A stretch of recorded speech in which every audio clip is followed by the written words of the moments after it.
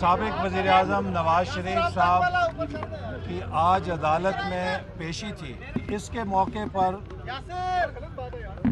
Chief commissioner Islamabad की निगरानी में इंतज़ामात किए गए थे कि मीडिया के चंद लोगों को पास या उनको इजाज़त दी गई कि जो अंदर जा सकेंगे,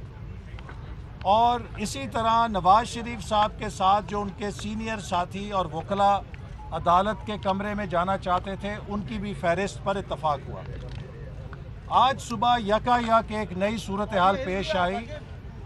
और मुझे चीफ कमिश्नर ने ये मुतला किया कि अचानक रेंजर्स नमूदार हुए हैं और रेंजर्स ने इस जगह की कस्टडी टेक ओवर कर ली है। और चीफ कमिश्नर ने कहा कि मैंने उन्हें कहा कि यहाँ पर एक इंतज़ाम तय हुआ है, हमने उसके मुताबिक चलना है। उन्होंने चीफ कमिश्नर को इनकार कर दिया कि हमारे अपने हुक्म हैं और हम नवाज शरीफ साहब के अलावा किसी को अंदर नहीं जाने देंगे। मैं बहैसियत इंटीरियर मिनिस्टर इस सूरत हाल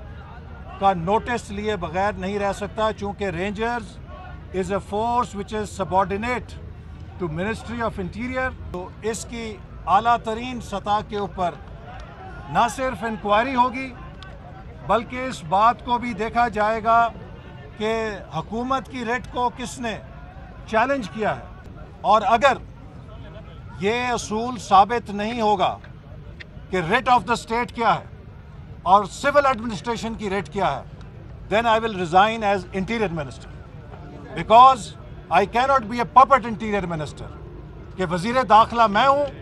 और मेरे मतहत फोर्स कहीं और से हुक्म लेकर वो अपनी कार्रवाई करे। यहाँ पर एक कानून होगा,